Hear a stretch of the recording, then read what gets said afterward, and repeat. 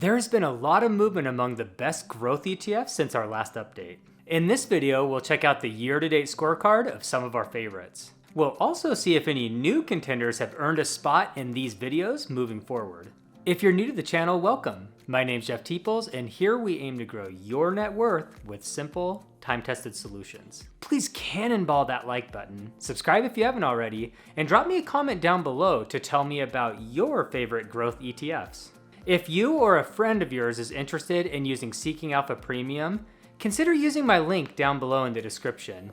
It'll help support the channel, but more importantly, it'll save you at least 20% on your first full year. Let's grow.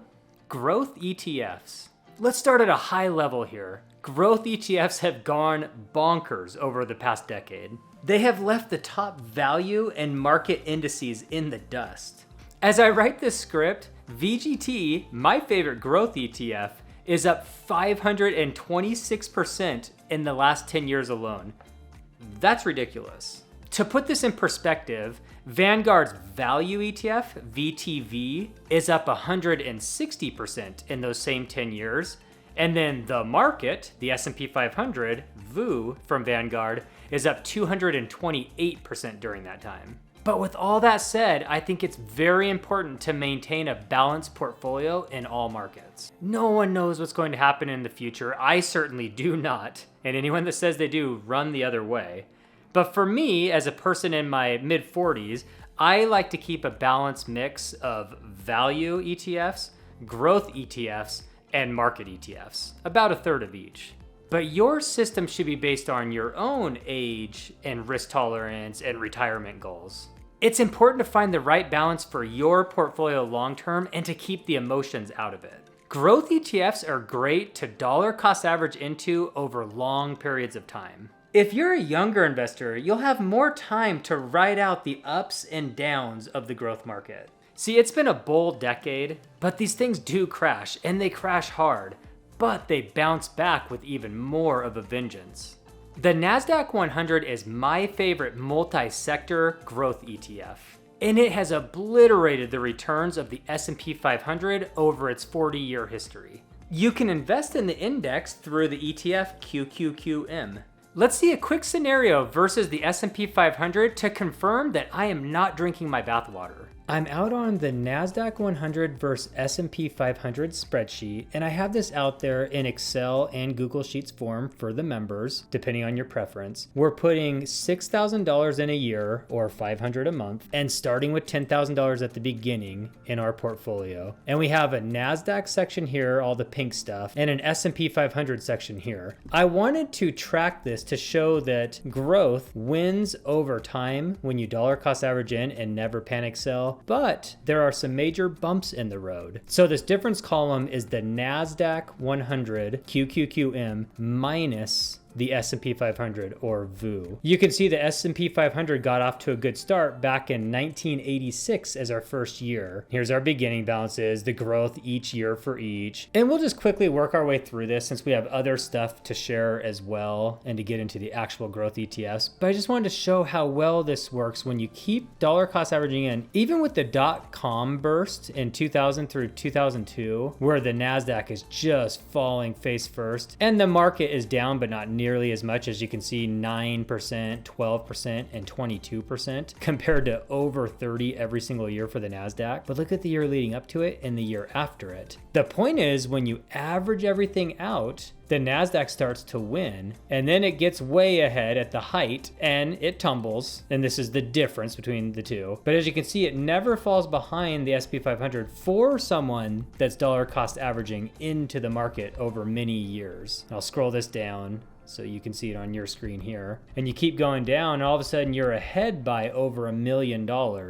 And this is actually a great example here of how you can lose a lot too. You're ahead by $4.5 million, but then all of a sudden the market drops 18% to the NASDAQ's almost 33%. So you lose a big chunk of your lead, but then the very next year, the NASDAQ is up 53 to the market's 26. Basically, this is a roller coaster, but if you play ball for a long period of time, you know, AKA a younger person that's dollar cost averaging in and watching it crash every once in a while, it hurts to see something like 2008, the dot-com, or 2022. It's not fun, but just keep trickling money in, never take it out, and you look pretty good over long periods of time. And we're talking about, it's not even quite 40 years at only $500 a month, and you would be at $7.6 million in NASDAQ. Now, will that happen in the next 40 years? No one knows. But I just wanted to show the power of staying the course with growth through all the craziness. I feel that we're getting outside of the window of it being considered a fluke at this point. There were many nasty recessions baked into that time period.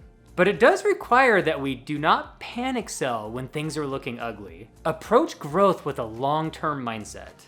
All right, we've set the stage. Now it's time to compare the big dogs.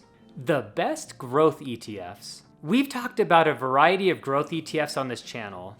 As a matter of fact, a few of the ones that we'll touch on today were directly recommended by this community. Please drop me a comment down below if you have any growth ETFs that you think are worthy of adding to the mix for future videos. I'm only going to be making 2 videos per year to check in on the top growth ETFs. So we're going to get pretty nerdy with the data here. And one last thing, before you drop that comment with your favorite ETF that we should follow moving forward, just make sure that we don't already follow that index. And the one that comes to mind is we use VGT on this channel a lot, and FTech is just as good and it follows the exact same index, so I don't need both of those. I updated our ETF compare spreadsheet with a new tab called Growth ETFs. And this one's out there for the channel members, and I'll continue to update it on a weekly basis so you can see the top growth ETFs throughout the year. I think the best way to approach this is to dive in face first. We'll start in the spreadsheet and then we'll branch off to Seeking Alpha. We're out on that new Growth ETF tab on the ETF Compare tool, and this is out there in Excel form or Google Sheets, depending on your preference. If you're a member, I update them both on a weekly basis so you can always get the new numbers. It's a feed from a Seeking Alpha screener, so I don't have to manually punch this stuff in or anything. Let's quickly review the growth ETF tickers that we have to take a look at today,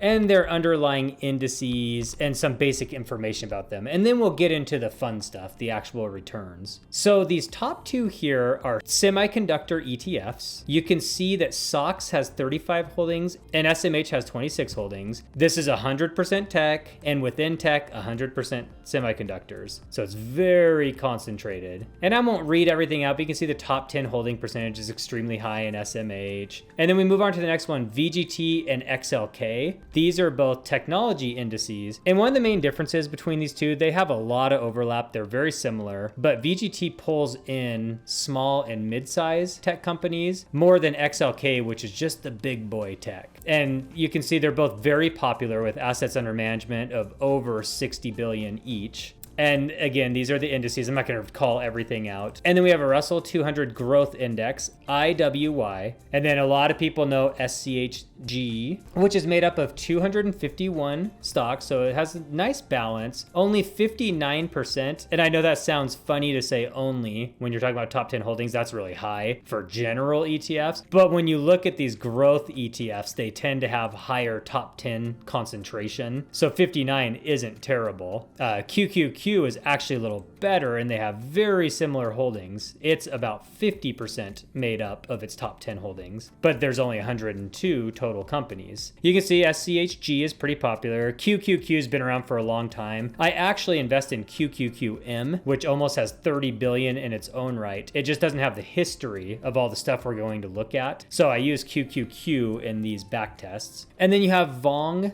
which is the Russell 1000 Growth Index. IYW is the Russell 1000 Technology Index. And we touched on QQQ. MGK is mega cap companies. They're huge companies. There's only 74 of them. Has about 22 billion of assets under management. VOOG is the growth portion of the S&P 500, which has 235 companies. Normal concentration, and just under 12 billion under assets. And then VOO, of course, is the S&P 500. Now, this isn't a growth. I highlighted it yellow. It's a good reference point to see how these growth ETFs ETFs have compared to the market. And then VUG is a growth one, and it's a large cap, 191 companies, normal concentration, huge fund. This is one that's been around. In fact, I believe it's the oldest of all of these. Let's just check that real quick. It is. It's almost 32 years old. So it's been around for a long time. So that's a quick intro. And before we dive deeper, I will mention that these funds are generally 100% tech or close to, and that's SOX, SMH, VGT, XLK at 100. We have IYWs 90 plus, and I think that's it. Or they are about 50% tech with similar holdings to one another on the other end, and that's IWY, SCHG, VONG, QQQ, MGK, VOOG, and VUG. They're all about 50% tech. So we really have like competition here. It's either full tech concentration or about 50% tech growth stock, like general growth stock concentration. And that's just sort of a FYI. So a lot of these are apples to apples, and we have two primary types. Okay, let's get rid of this basic information and let me see if you can see. You can. So what I've done here is I've pulled some pertinent information for these top tier growth ETF tickers. And we'll start with expense ratio. And I'll just sort these as we go. So again, VU doesn't count.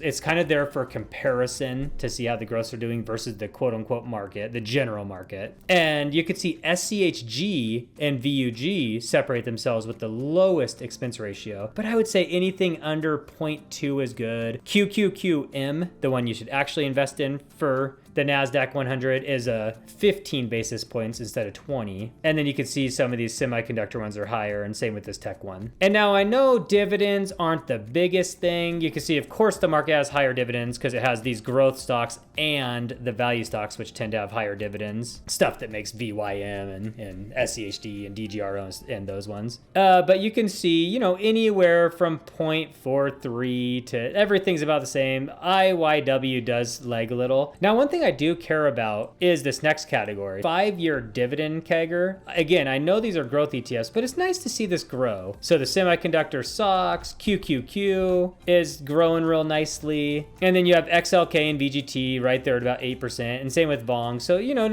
not bad growth. This is one knock I have on SCHG. It's been negative on its 5-year CAGR for a while. Again, not the end of the world because it's only 0.43%, but it is nice to see it grow. But now we're going to get to the most pertinent topic for this specific video, and that's year to date, so 2024 performance. This is not total return, it's performance, but that's pretty close. You can see that SMH is once again ridiculously the king so far year to date with 35% growth. And then I got to admit, we have VOOG, SCHG, and IWY coming in at over 17%, and then SOX here at 16.9%. I must say, I'm lagging the market a little this bit with my two holdings, which are highlighted in green here. VGT is only up 14.7%, and QQQ is up about 12%. Between my two growth ETFs, I'm probably about breaking even versus the market, where these other ones have had a little better year. So it hasn't been the best 2024 for me.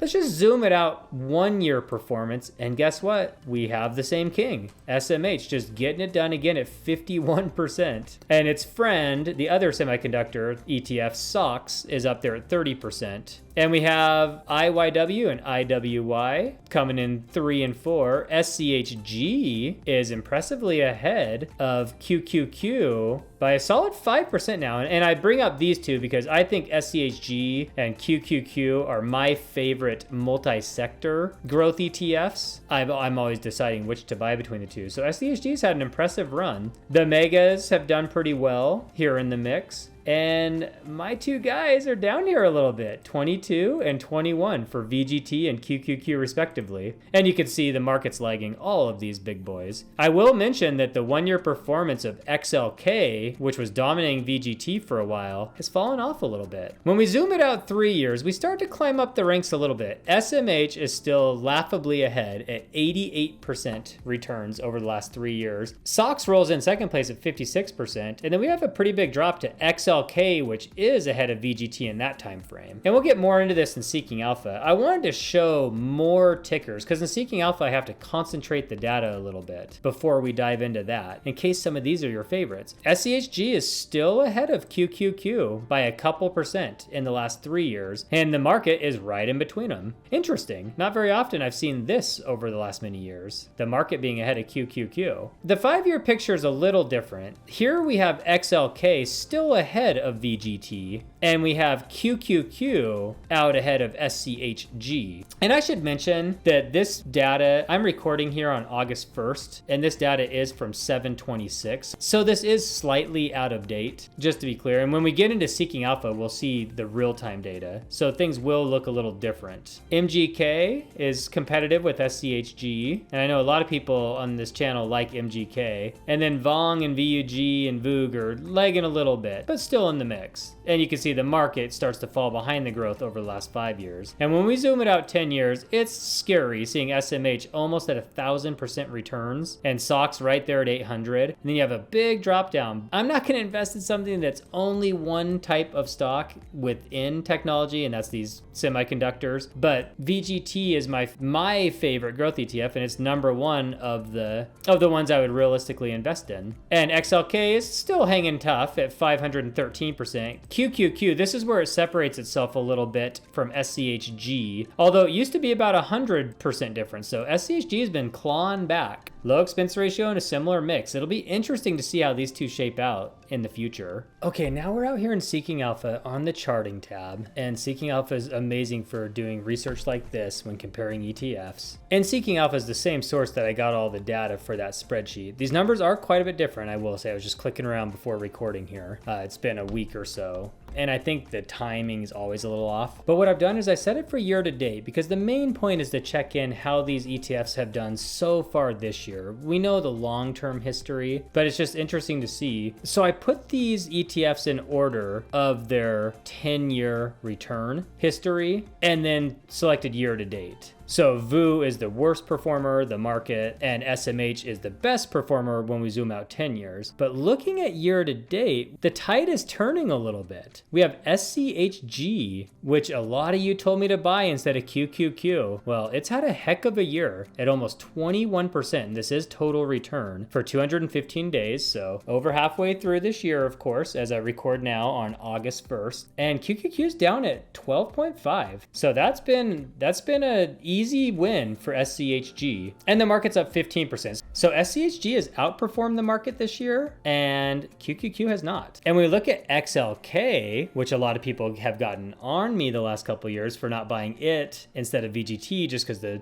mega cap was dominating for a while, but it's up just under 10%, and VGT's up 13.5%. So that, of the two tech ones, VGT has had the better year. But then, wow, 32% for SMH. It just dominates every interval. And I'm going to be honest, I'm trying to talk myself into getting that specific. You all know I'm a tech bull, but I like pulling in multiple tech companies. That's why I like VGT better than even XLK. Give me the whole gambit of tech. And when I'm just talking about 25 semiconductor companies, it makes me so nervous. But then again, how can you be nervous when you have 32% and the second best of all these is under 21? And let's just take it out a full year, 45%. It's crushed my baby VGT's 26, which has dominated XLK. Shoot, XLK is last place. That's crazy. But even the market's outperformed XLK and QQQ. Wow. Anyway, I guess it's only 1 year, but SMH is number one here too. Okay, let's give it 3 years. Can you keep doing it?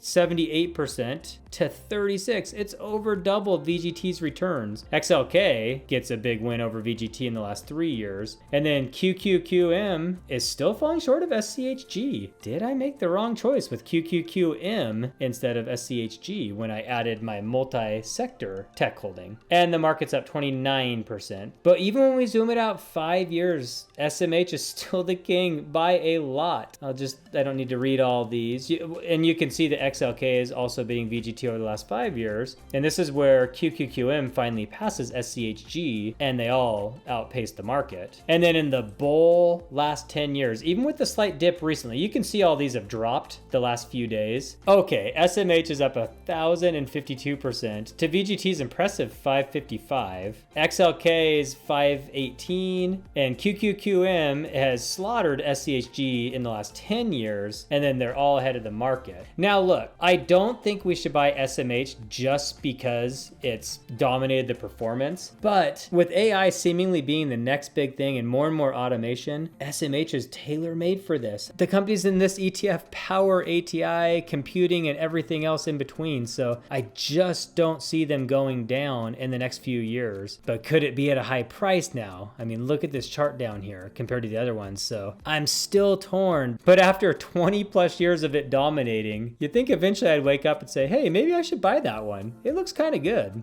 These growth ETFs have all been on an incredible run compared to the market, but let's just call it what it is. SMH is the king, period. I can't bring myself to invest in a single niche within a single sector, so I haven't personally put any dollars into SMH. However, with AI on the rise, my logical side sees it as a no-brainer. Let's talk more about the ETF world for the second half of the year, the rest of 2024. I plan to keep my growth ETFs at about a third of my overall portfolio, and it is a little over allocation because of the outperformance in the last couple years. Every new dollar that my wife and I have thrown in the portfolio has gone to the market or the value section, but it hasn't been enough to keep up with this crazy growth run. I think I may have to do my first ever official rebalance at the end of 2024. Rebalances used to be done in real time when I made 6 figures before quitting to start this channel by simply investing into my target allocations. I do plan to keep my growth portfolio in VGT and QQM for the remainder of 2024. And I know they're slightly behind some of the other growth ETFs year to date so far, but I feel very comfortable still with the long-term results, and I just like to see a little more data before I make any knee-jerk reactions. What growth ETFs or growth stocks do you hold in your portfolio? Please let me know in the comments down below. And this isn't just a token ask, I'm genuinely curious about your portfolio strategies. I learn a lot from this community, and speaking of the community, we had 7 new channel members this week. A huge shout out to the names on the screen now, and of course to all of you that have been around since the beginning. I hope you enjoy the badges, the emotes, the spreadsheets, the comment priorities, and I'm still cooking up, I know I made a member-only post about it, the monthly giveaways of dividends. I'm still figuring out how to do it legal, make it fun, share the results, and keep everyone engaged. But the plan is to give away every dollar I receive in dividends from the HODL factory, which is where I stick my YouTube money. I think it's a fun way to give back a little and keep everyone engaged and keep all of our skin in the game. I plan to implement the dividends I've already received in 2024 into the first few giveaways, so more details to come. I do appreciate this community, you guys are the best. Check out one of these 2 videos to take your journey to financial freedom to the next level. Thanks for watching, and I will see you here next Sunday. Peace.